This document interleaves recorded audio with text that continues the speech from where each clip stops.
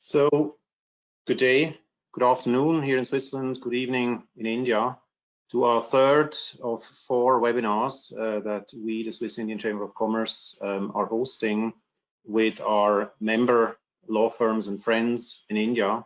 Today with Khaitan & Co., one of the oldest and largest Indian law firms, based and founded in Kolkata and out of Kolkata.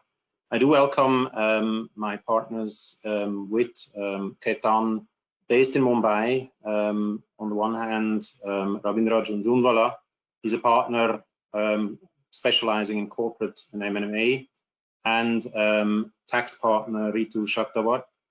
I had the pleasure working with both of you, so it's a pleasure now to be back in this mode, webinars. We have become very used and accustomed to holding webinars, but I think it's a good way to connect around the world. We all know that we are at different stages in this very unique and unfortunate situation, the pandemic.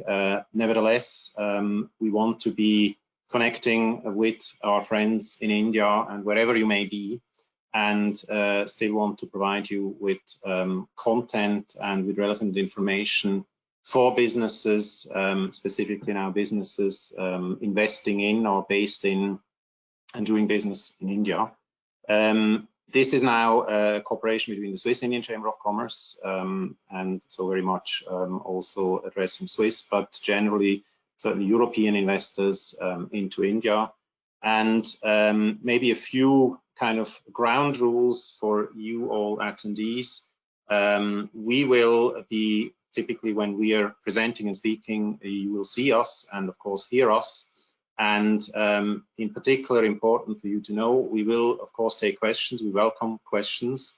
You have a questions box you will see on your screen, so please type any questions there. They will be shared with us, and purposely, because we are holding this webinar in a slightly different way, there are slides and presentations which you will receive after the webinar, but we decided to hold it more like a panel, so with a moderated Q&A. And so questions, so don't be disappointed, we will address your questions. We may take some at the very end, and some also which may not be specifically in areas where we, and in particular my friends in India, are specialized in. But so we may get back to you by email after the webinar. And so you will get this post webinar, and of course we all hope that you will stay connected, but as we know with these webinars, there may be issues, so probably best you just redial in, and we have our organizer who will take care of any technical issues you may face. So just briefly on the Swiss Indian Chamber of Commerce, so we are kind of the primary stakeholder based in Switzerland and in India, really with the aim and the vision and the task of promoting investment and trade relations, and for that matter business relations, private to private sector and public sector, into India and out of India into Switzerland specifically. In this webinar, so every webinar has a slightly different angle towards issues specifically related to the current COVID situation in India, and comparing a bit with Europe, but then also covering certain other topics looking ahead. We tend to look at this or term this like the 3R. We think, well, in India, hopefully also soon to be out of the first R, the resilience period, into the recovery period, and then ultimately all of us finding ourselves back in the renewal period. Now, clearly, that will be discussed today beyond relating to COVID-19, so certain measures taken by the government of India to ease burden on businesses now, but in particular also in future, enabling investors, foreign investors, to really take part in the India story, which we believe genuinely, despite the current situation, or even more so going forward, is a great story to tell. And we'll touch on certain points later on what it may take for this to be a success story, and of course turn to, as we call it, deal making 2.0, certain sectors that may be more relevant or prone for investments in future, and providing with some practical insights. With that, I would like to turn, you see the agenda in front of you. So we would start with, yes, where do we stand here and there in the pandemic, then turn to specific relief measures in India, certain relaxations on legal compliances, measures to attract foreign investment. That's certainly the key point from our perspective. What are the challenges, persisting challenges and opportunities, the current business environment, and of course, you all know Make in India, the initiative that has been launched already a couple of years ago. So India is a manufacturing hub, which is very much relevant for Swiss companies. I may share with you that just recently, based on a study made by the Swiss authorities, driven by the Swiss Embassy in India, it clearly and not surprisingly revealed that by more than 50% of sector-wise, in terms of investments and presence doing business in India, is contributed by the Swiss manufacturing sector. And then, of course, that's Ritu's specialty income tax developments. We all know taxation is another key topic, always has been for investors, so we'll certainly take a look at that. So turning right into the core topic of this webinar, we are now in this pandemic situation. However, we want to look at the next stage, what lies ahead, the future. Right now, we all know India is still about, and I will be then, of course, curious to hear in particular Rabindra's view on this. In Europe, and in particular in Switzerland, as you may know, we have done, fortunately and maybe personally, surprisingly well during the lockdown.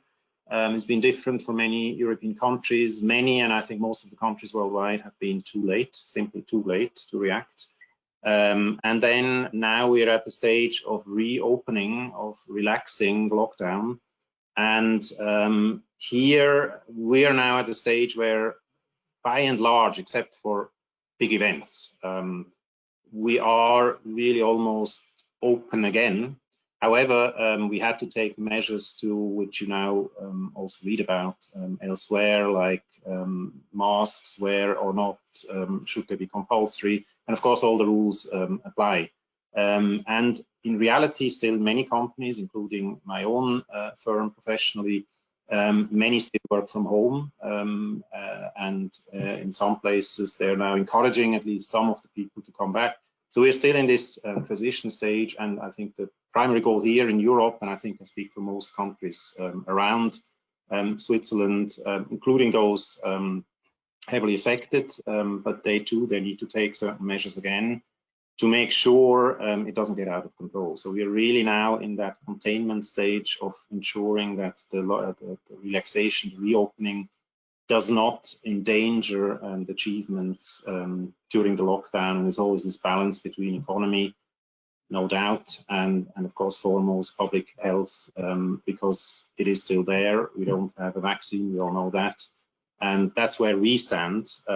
We still have travel restrictions, you know that, because it's very difficult now to assess where to travel. With India, maybe interestingly, India is not considered from a Swiss perspective, which may surprise you, but there is a reason, as being one where if you've been there, you have to be quarantined when you're back in Switzerland.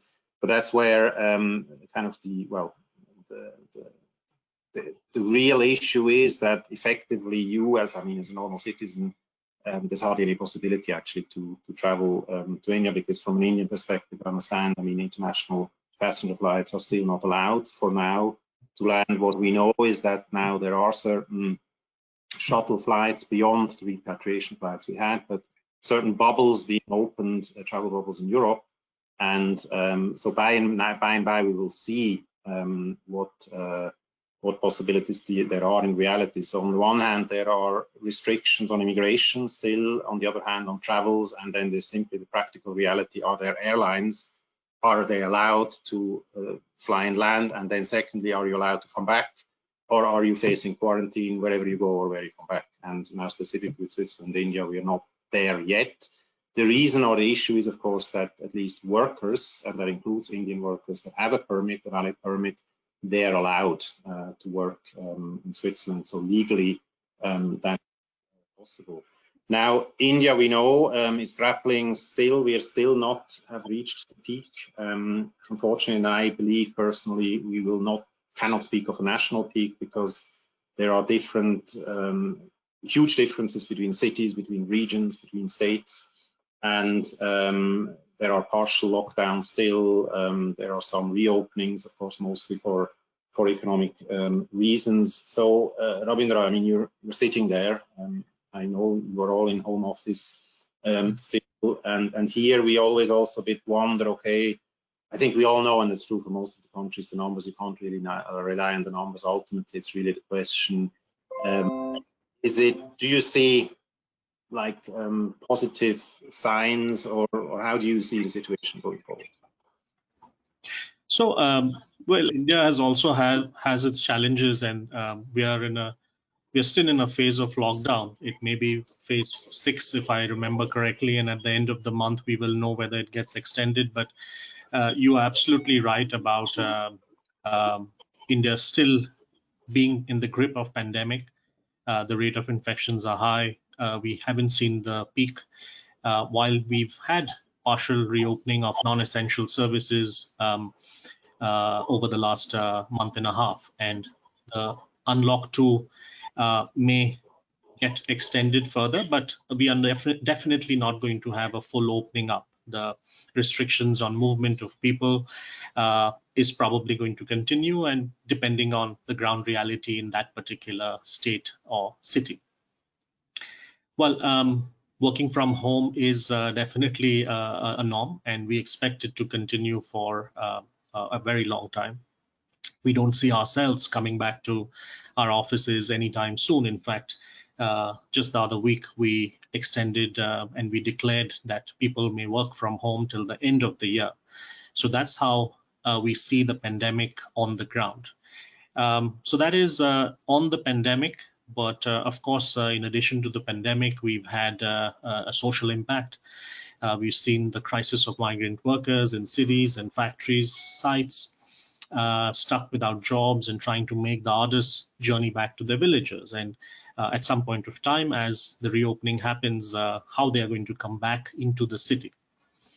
So it isn't very different from the rest of the world. This pandemic has been a great leveler. Sectors have some sectors have borne the brunt even more than others. And I'm not going to talk about those sectors like aviation or tourism, automobile, retail, or even real estate, which has faced the impact. And the impact is really pretty much the same around the world. I would probably just mention to bring the ground reality on to set the scene here, that the micro, small, and medium enterprise are literally, they are literally the backbone of Indian sector and often engaged in manufacturing and export activities, which are the two key drivers in the Indian economy. So almost all of this sector group are really out of action, have been out of action for a long time due to the lockdown. And it has choked production activities at major firms across the sectors. And there are several reports that indicate that they're reeling under a crisis and they don't even have money to pay to the employees, forget paying rent. If I look at the statistics, the nationwide lockdown has brought as much as 70% of the economic activity and investments to a standstill. So other than the essential goods and services which continued, we have seen most of the lockdown bringing a big impact on economic activity. as the nation starts to unlock gradually, we've seen these open up. But again, the signs are that we may go back to lockdown, and some cities have already done that.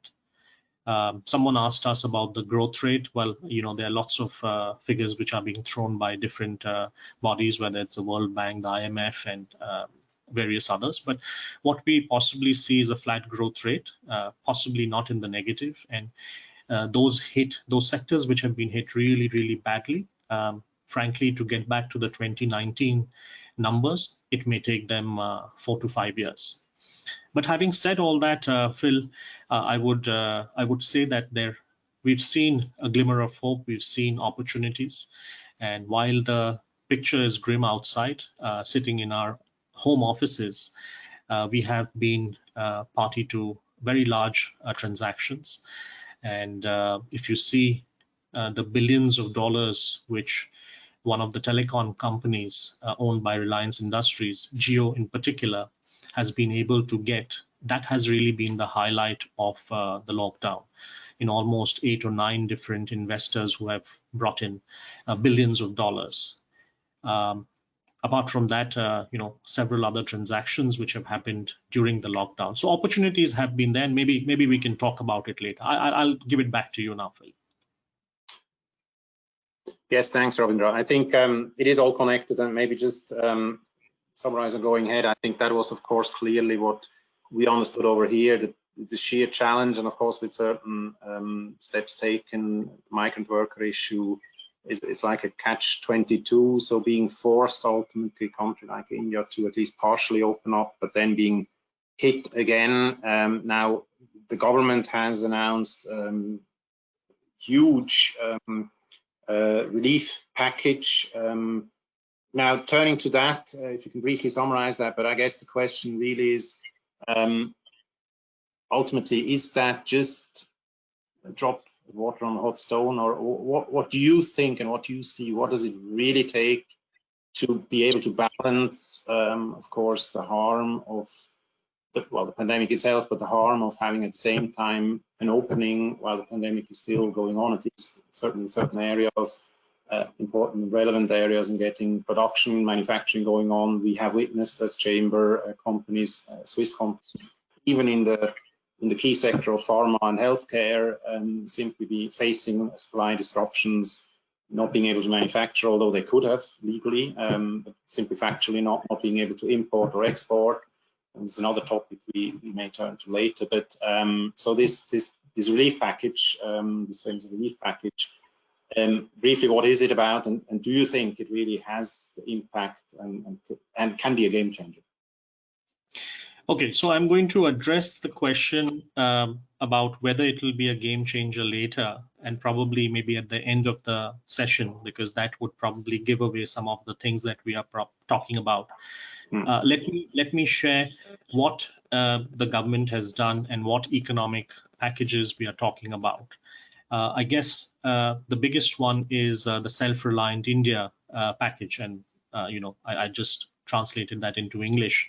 That package really consists of about $265 billion US worth of package. Roughly about 10% of the GDP. And of course, it includes various other measures which have been announced since the beginning of the pandemic.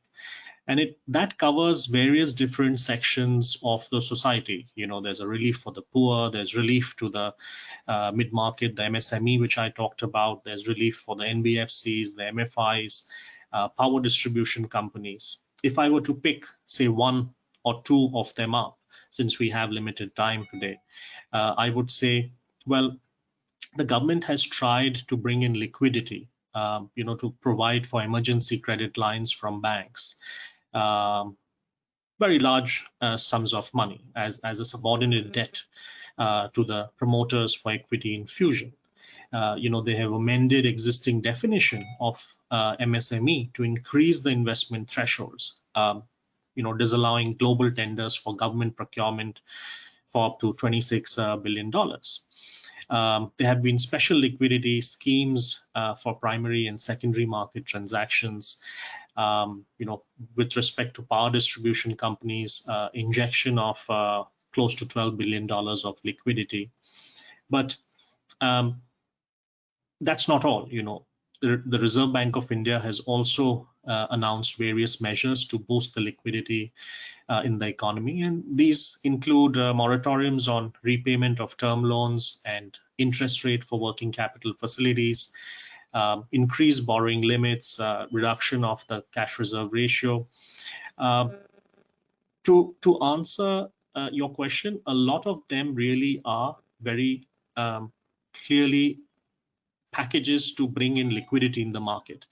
Now, what happens, whether it is successful, I think time will tell, but we'll talk about some of the opportunities. Phil, I'll give it back to you. Thanks, Ravindra. Now, there are, of course, always tax angles linked to such packages and generally tax relief. So one is economic relief, is liquidity, providing liquidity to the companies. We've heard Ravindra said in the beginning. So Ritu, is there anything specific that should be mentioned now for foreign investors in terms of and being based in India in particular, also in terms of tax specific tax reliefs or measures? Right. So Phil, March, of course, is an important month given that Indian financial year and tax year ends on March 31st. And India went into national lockdown during the month of March last few days, when the flights were suspended, economic activities were suspended. So their tax, what the government has done is government has announced some measures which are in the form of pushing compliance due dates for certain compliances so that taxpayers who aren't even able to go to their workplaces, they don't have to then stress about compliances. Depending on the nature of compliance, we are looking at sufficient time for the taxpayers to complete their filings. For some compliances, the due date has been pushed to November 2020. For some, it's December 2020, and for some, it's March 2021. The other step that the government announced was relief from interest on delayed deposit of tax payments. While the due dates for tax payments were not pushed, what the government said was that if there is a delay in tax payment, then the interest will be 0.75% per month of the tax which is delayed, instead of 1 or 1.5% payable otherwise. One more important step that the government announced to ensure liquidity for the taxpayers is a 25% reduction in withholding tax rates on domestic payments, so that instead of paying tax to the government, there's more cash available to the taxpayer. Another thing, again, on the liquidity side, government directed tax authorities to process refunds up to a particular threshold, and that's ongoing. All the tax refunds have been fast-tracked by the government. And another important relaxation was for the tax residency. Under Indian law, there is a residence-based taxation, which means that if a person is a tax resident of India, it pays tax in India on its global income. And for individuals, the test is based on number of days of physical presence in India. Now, for individuals who came to visit to India but got stuck here because of lockdown, suspension of flights, for them, the government has announced that the period of lockdown will be excluded when determining their tax residency in India.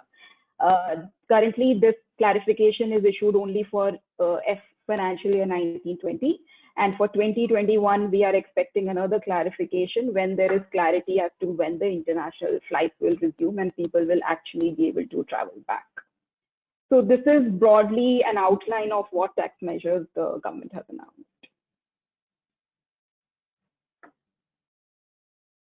Okay, many thanks, Ritu. Turning now to key topic of interest from a foreign investor's perspective. I mean, it's an evergreen, and probably now even more, and going forward even more key for India. It was always, I mean, as part of the political programs and initiatives, but also really outspoken, the need to complete and realize the many agendas that were kind of announced by the government over the past few years, really helping to boost India and India's economy going forward. the need for foreign investors. It doesn't go without in various sectors, infrastructure, manufacturing, make in India, ideally also ultimately make in India for foreign, so for exports. I'm happy to say, I mean, there are already some Swiss companies based in India that do that. So they don't only manufacture for the Indian market, but also for the for markets outside India, where personally, actually, I do see very much a benefit. A side remark of a free trade agreement, looking also at the benefit not only from a trading balance perspective, but really what can so many Swiss companies contribute to the Indian agenda. And the linked to that, so apart from the investment story, we do, and I'm just being honest and frank, we do still hear from many companies on the ground that there's still, I mean, ease of doing business is one thing, and India has got up in the rankings, but the perception is still, and probably realistically, again, for the SMEs, and Ravindra, you said, I mean, you know, in Switzerland, that's the very backbone of the Swiss economy, export-oriented, small companies, many leading in their field. And for them, it's still tough, and so there are hurdles, and so is there anything or some good news you can give us now, or at least going forward? Does the Indian government see that? Because of course companies have been conveyed over and over again. Well, I mean, I'm just going to say that, well, there have been a number of relaxations during the lockdown period, and these relaxations, just like Ritu was mentioning, have also happened in other sectors and other practice areas, including, say, corporate laws. There is a general relaxation to address issues arising from work remotely. So for companies to hold their board meetings and even shareholder meetings through audio-visual means is possible. The government has helped in relaxing a number of other things, whether it is the minimum residency requirement or meetings of the directors, or the time gap between board meetings, which has been increased. You know, when you look at the listed companies, a lot of compliances, there have been extension for the periodic filings and disclosures. There is immunity for non-compliance. There is waiver of late filing fees, several other guidelines, new guidelines and amendments. If I see the insolvency piece, well, the threshold of insolvency has been increased from 100,000 to 10 million Indian rupees. There is exemption from insolvency proceeding for financial default during the lockdown period till end of September. You know, the lockdown period itself is excluded from insolvency timelines. There are a number of reforms in the labor sector, you know, whether it is suspension of mandatory compliance, permission to withdraw social benefits, a variety of other things. With respect to fundraising, which is, again, liquidity, which is important, there have been relaxations for rights issues. There's revision to pricing guidelines. You know, promoters in listed companies are able to acquire without triggering the code up to 10%. So there are a number of relaxations which the government has brought about in the lockdown, keeping in mind the difficulties which we will have in doing business. So, I mean, there is only that much a government can do. And I think to answer your question, they have done fairly well. But the pandemic is such that, as I said, you know, it has leveled everything. Turning it to, I mean, these are relaxations certainly helpful in many ways, also for foreign companies. What about incentives, investment incentives? Again, also looking beyond the current situation. I mean, Ravindra, Ritu, what can you tell us about those? So, well, looking beyond the pandemic, if I may just mention, there are some sectoral reforms which have taken place, including opening up of sectors for foreign investment, and you know, privatization is one of the most important announcements. If we look at sectors like, and again, I don't want to talk about sectors which may not be very relevant to the Swiss market, but since we have a number of European attendees today and a number of attendees from India, I'll just touch upon them and then maybe talk about one or two. For example, defense manufacturing, FDI, foreign direct investment, has been increased from 49 to 74%. With respect to commercial coal mining, a sector which was fairly regulated, the government has opened up a large number of blocks for auction and relaxed a number of earlier requirements. Now that will have a ripple effect on other industries, which may not be directly linked to coal, but will get impacted. There are 6 airports which are going to undergo privatization, and that tender is going to be out. If you look at space and atomic energy as 2 different sectors, the government has created a new outfit for space, and the idea is to provide a level playing field for private companies to use Indian space infrastructure. And they will handhold and promote and guide private industries in space activities. On the atomic, we see the government making allowance for a private-public partnership in the sector. And, this is a sector which has always been cloaked as if, of course, it is atomic energy, always cloaked in secrecy. So that gives a sense that this government is opening up the economy further. Now, specifically, if I was to look at Swiss investments in India, we see renewable energy as a market where India holds promise. And we will possibly see a lot of European investment as companies investments and coming into India. And one recent development that we'd like to share is, and it's in public domain, we picked it up from public resource, that ABB has partnered with Hitachi to reduce the carbon footprint of Indian railways, again indicating there's an increased involvement in the clean energy space. One other point I would probably mention is shipping. There's certain relaxations of laws allowing foreign carriers to engage in coastal shipping. And there's a Swiss-Italian line called Mediterranean Shipping, which is one of the largest shipping companies. Companies like them could consider development and infusing more funds for a potential India play, whether expansion or brownfield. Ritu, maybe you want to add some. Sorry, I took some time to cover those. Sure, no problem. So on the tax side, what we have seen is one of the biggest, rather landmark step taken by the government is the recent corporate tax rate cut announced. And it's the biggest corporate rate rationalization in the last 28 years.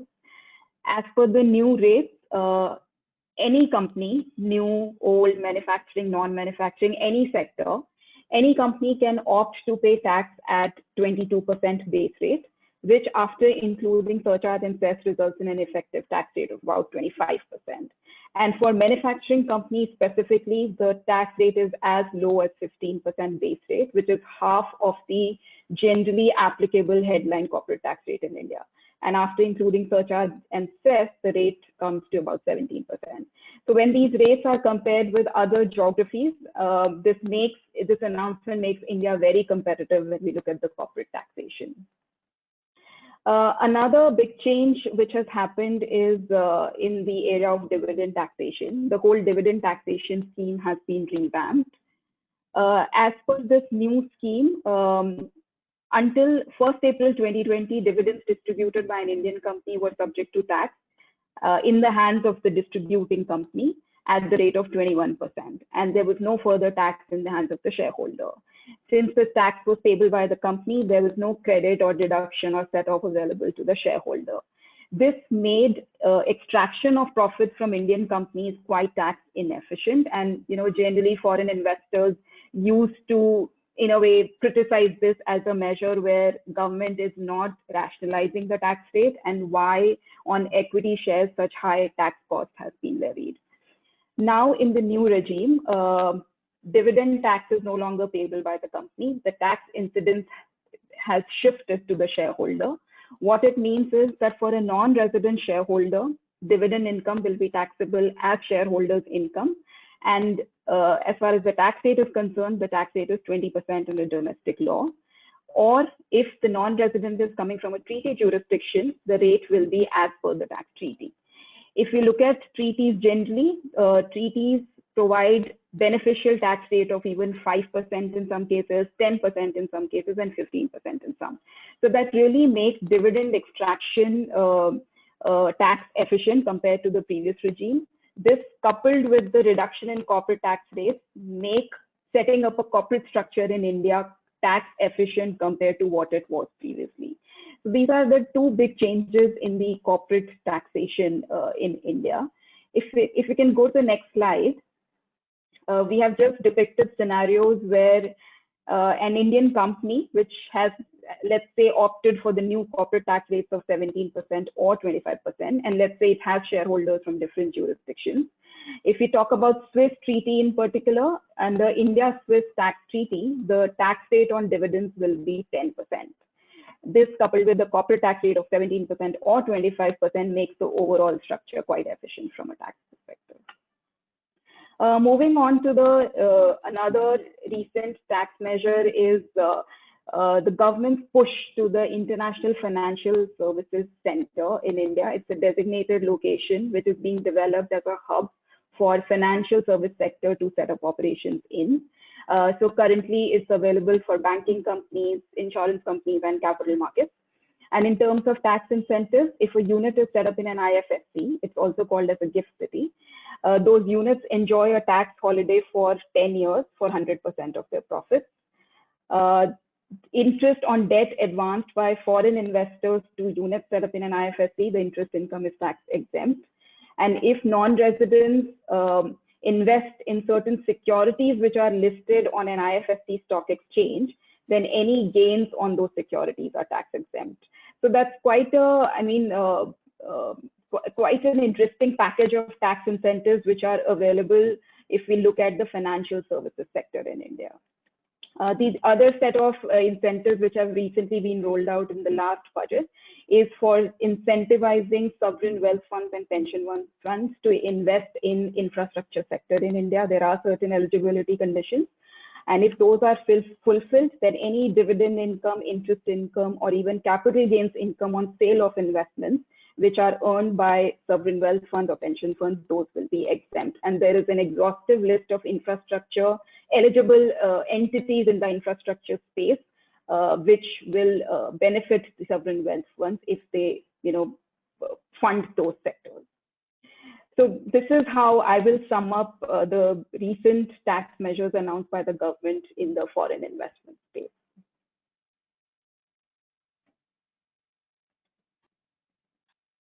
Okay, thanks, Ritu. Ravindra, now you are the deal lawyer. I mean, for you and everyone in M&A private equity, it's probably very difficult times. But I'm sure the good times will come back. We hear, and it's maybe similar or to some extent different. I mean, we see, and you mentioned, I mean, there are the big stories, in particular, not surprising, in a particular sector. You mentioned Reliance Jio and Reliance anyway being at on top of these major recent deals or investments you will certainly mention out of the US. But do you also see, I mean, you mentioned also insolvency, like of course, a lot of opportunistic opportunities of cheap buys, companies for sale, and of course restructuring, which is in a way, I mean, we see it here at least, and some deal lawyers, of course, now turn into restructuring, which also has, of course, deal or transactional components. What would you say now? And again, where do you see it going in India? So, I'd be lying if I said there hasn't been a slowdown in M&A and private equity deals. And why just India? I think the whole world has seen a dip. But having said that, the decline hasn't been, if you compare on a year-on-year basis, it hasn't been as severe as the pandemic. It hasn't been as severe compared to the fact that for the last more than 115 days, we've been working from home. And because of these technology transactions, the inbound activity, if you see the numbers, it has in fact gone up on a year-on-year basis. And US continues to be a very active investor in the Indian M&A space. But if I look at deal making, and a lot of it is also stuff that we do outside of India for our clients. During the lockdown, we have bought assets, we have sold assets too. Earlier this week, we sold a very sizable asset in the US.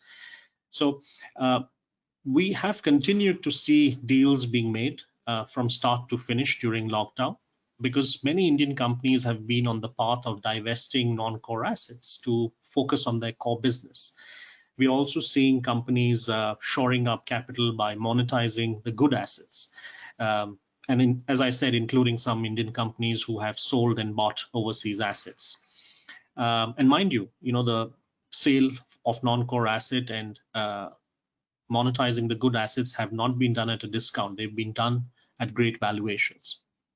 To add to it, on the PE side, well, we see PE players also getting on to the bandwagon, along with the sovereign wealth funds. As Ritu mentioned, there are some additional benefits, and we've seen a number of them active, having signed and closed transactions. And general sense and feel that we have is they've started to look at assets. However, I must also say, deal making has also been a lot of regulatory work, a lot of advisory work, and one big item really is, this whole Press Note 3, which has taken a toll on access to Chinese capital. So, Phil, we are busy. Well, that's good news. And I know you mentioned this Press Note 3. It may, well, maybe less known to people here, but of course for us, from looking at it from a global perspective also, and many Swiss companies is very, very relevant indeed. Because we have had this issue, and it is now also on the political agenda, that we have had sizable Chinese investments in renowned Swiss companies. I mean, some are exiting again or forced to exit, but it has created waves here too. And well, I'm a bit following specifically this area of foreign investment regime. So the fact of targeting without naming it expressly, but implied, it's very clear to everyone, without, as of now, clear guidance how far it will go. It really has caused waves around the world for any in any way investments that have some Chinese background. That, of course, would mean for any foreign investor other than China, or indeed being too closely controlled or owned by Chinese investors, as a huge opportunity. So is there, if you on the one hand say, okay, there is a clear policy, not surprising now anyway, trying to curb certain or delay certain and scrutinize certain investments, there should be an opportunity. But then also maybe the additional question, is there then also something done by the Indian government to incentivize beyond saying, okay, now it should be, or it's easier for you, because getting back to the initial topic, still that foreign investors would probably like to see a bit more, because there are other countries in your region that are competing, and again, in brackets, some of which have free trade agreements, including with Switzerland, which we still don't have with India. So from that perspective, what deals do you see coming, and what opportunities in particular from Europe, and specifically maybe also from Switzerland? So before I answer that question, let me clarify what this Press Note 3 is, just so that we have clarity. This is basically approval route or a screening which has come into play for investments which are coming from bordering nations. And I should simply add that while some of the bordering countries with India were already restricted from making an investment, it, however, did not include China. So through this regime, China gets included.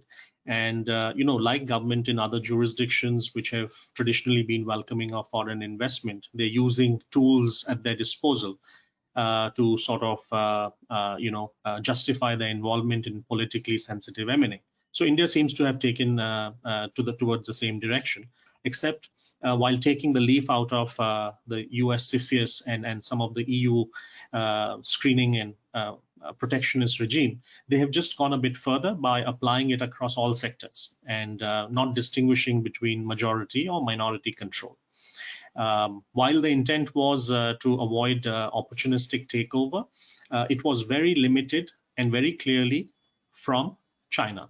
So India is open for business otherwise. And keep in mind, this happened also because there are some border issues at our international borders in the northern remote part of India with China. So this, in a way, was a direct repercussion of that. So just like US has had trade wars with China and other countries have been not supportive of China's actions in Southeast Asia Sea, India has taken what they thought would be right against Chinese investors and the money coming in.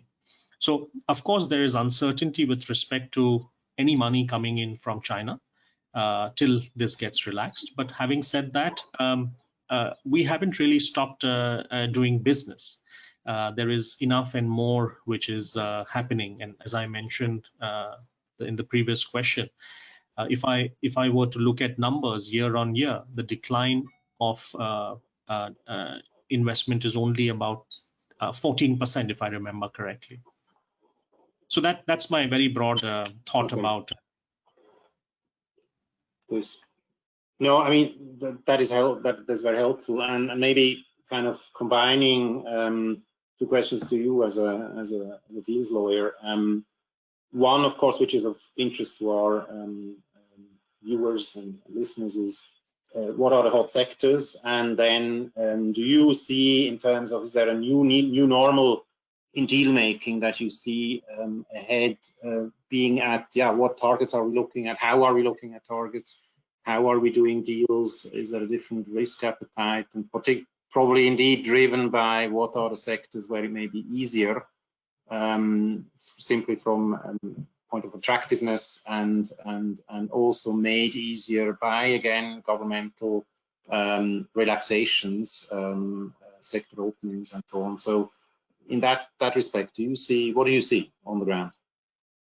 So on the ground, one big thing that we are seeing is, the pandemic has caused various suppliers to exit their business completely. And given this situation, any exclusive arrangement with any supplier is now out of question. And while the big companies are learning from this situation, clearly that no country can sustain dependency on one vendor or one country to meet its supply chain demand. So in the context of this webinar, many countries, including India, in the region are focusing on self-sustenance and local manufacturing. So, the programs like Make in India and the one which I spoke of earlier, the Self-Reliant program, those are becoming hot sectors. And India is surely focusing on becoming a preferred manufacturing hub globally, while also reducing its dependence on other countries. And this is something which we have seen happen across the region. We are seeing US very actively promoting and naming some countries and having discussions with those countries, including China, with respect to creating these supply chains. And of course, this is something which all countries will need to do a SWOT analysis to focus more on becoming a manufacturing hub. And if an internal rehaul is not possible, whether due to the small population or for lack of other resources, they will need to start revisiting, trade agreements with strategically identified countries. So while in the immediate term, the supply contracts are being looked at very pragmatically, in the medium to long term, the entire supply chain will have to be looked at differently. And that can be, a topic for another day, for another session. Ritu, did you want to add any incentive on the manufacturing sector, or? Yeah, just very quickly, like I said, for the manufacturing companies, the tax rate is now very, very efficient, about 17%. So this places India very well on the world map when we look at manufacturing as the focus businesses. And Phil, just to answer your new normal and deal making question very quickly, just 2 or 3, maybe 4 points I will just mention. One is we are seeing deals happen. Negotiations have just moved online as it would have in other jurisdictions, and we've started and finished deals during the lockdown. We are seeing a lot more discussions happen with regulator, a greater planning and prior consultation. We're going into a lot more granular detail, and there's a lot more allocation of risk. Technology is being used to its maximum. What we are seeing is the regulators also responding with very quick and fast approvals. So, deal making seem to have changed, just like, valuation methodologies. So, exciting times, if you ask me. Indeed. Ritu, just briefly, any other tax measures of relevance and interest to our attendees, particularly from an investment or indeed manufacturing perspective in India? Right. So other than manufacturing, I would say generally one of the biggest changes which India has implemented, being the first mover here, is the tax on online businesses. While this is the time when online businesses will expand, India has introduced this new tax of 2% equalization levy on online businesses which do not have any presence in India, but which are doing business with Indian consumers through online means. And a lot of criticism India is facing because of the way in which the law was implemented. There was no prior notice. It was the business communities, were caught by surprise. And but India has made a stand very clear that this is how India would want to approach it when it comes to taxation of online businesses. And of course, like, you must also be aware, the whole world is debating taxation of digital businesses, and India has actually implemented it. The key issues with this levy is it an income tax? Because it's part of a separate code, not part of Income Tax Act. Will tax treaties be applicable or relevant? And if not, then will the jurisdiction of these businesses give credit or recognize this tax paid in India? Or will this just be an additional tax cost of doing business with India? So I think that is where a lot of action is happening. And this is when we are also advising a lot of our clients who are moving online.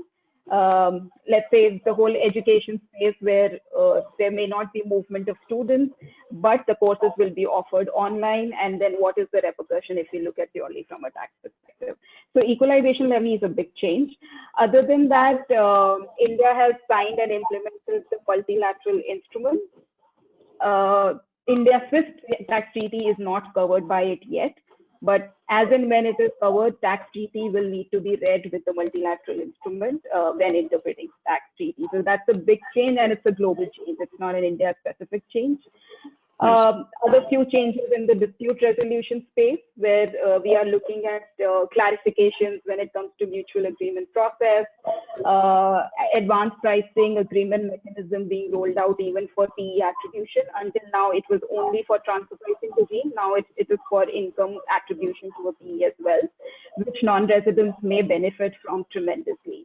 In APA, in the transfer pricing regime has been very, very successful in India. The other is a recent dispute settlement scheme which has been announced, which basically means that the taxpayers can opt to settle their disputes by paying the disputed tax amount, and they do not have to pay interest, penalty, etc.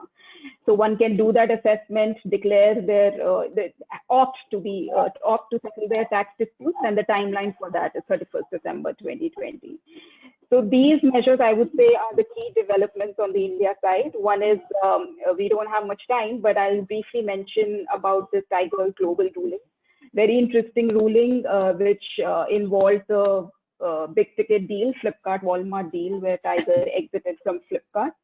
And it involved two important Indian tax issues. One is indirect transfer tax, because the sale was of a foreign target which had an India investment. Question was, this transaction was taxable in India, but will the Tiger entity be able to claim treaty benefit? The authority decided against the Tiger entity on the basis that Tiger Mauritian entity was not the real owner of the shares because of various factors like board control, financial control, etc. And they also made an interesting observation that a tax treaty is not available for claiming indirect transfer tax exemption. So I mean, this really ruling just is an important development on the deal side, where tax authorities are looking really deeply in the substance issue. Thanks a lot. So I mean, there's a lot happening, and that leads inevitably to the well, one remark, which I guess you again mentioned in the context of digital tax or e-tax, which indeed is a trend, but probably again from an investor's perspective, sometimes the challenge with India and other countries, but now we're speaking of India, is really the predictability, certainty, and implementation of such laws, because as we all know, and in taxation in particular, I mean, there have been is a history of things that certainly from a foreign investor's perspective, yeah, were not really optimal. Let's put it like that. But ultimately, I mean, this is the question to you both. What is your takeaway or giveaway, a message to foreign investors, with a particular focus on Swiss investors, going into India now, or probably, I mean, realistically, they're looking really going forward, near future, hopefully, certainly midterm. And with that also, does it make any difference? I mean, greenfield, brownfield. You mentioned a bit before, Ravindra, the type of relaxations or incentives, government playing a key role, tax authorities playing a key role, planning, target partner. I mean, from a Swiss perspective, we all know we had a lot of companies in JVs. I mean, the large ones traditionally and been there for decades, they have their own setup. Some companies set up their own companies and plants. But still, I mean, JV, is there anything you can say about the ideal investment in future? Sure. Will be your message. Sure. So my message would really be that technology will continue to be key. There would be distress asset which would be available. It will be very hot. Pharma, of course, there is attracting interest, and both in terms of the purchase of generic pharma companies, which have been traditionally very strong in India, and that is something which possibly could have a play in the Swiss India market. With the vaccine sort of coming up, either by way of actually developing or by partnering with a foreign developer, Swiss companies may be interested there. In the agrochemical space, there are a lot of players in India who are in distress specifically, and that could be something where the Swiss investors could look at. And with the impetus there on the Indian infrastructure space, traditional Swiss engineering companies might sort of potentially focus their resource on the Indian market. The COVID is very different to 2008. It's very different to any other crisis that we have seen in our lifetime. There is dry powder and there is liquidity. So one must go out and seek opportunities and look at consolidation. That is what I will say.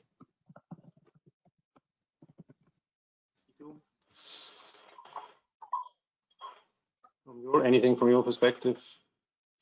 Yeah, I think on the tax side, I'll quickly add two things. One is, of course, substance in structures while doing deals. It's very important. While there are tax structuring opportunities available, at the same time, one should look at substance. And second will be documentation. Very careful drafting and deal documentation remains key from the perspective of future tax scrutiny. We have come to an end, but still, I mean, I don't know. There was one question. Questions, or have there been questions? Yeah, there was one question, Phil, which I think I answered when I brought out the pharmaceutical industry and the opportunity. There's a question from one attendee which asked about the opportunities in future deal making and incoming investment in the pharma space.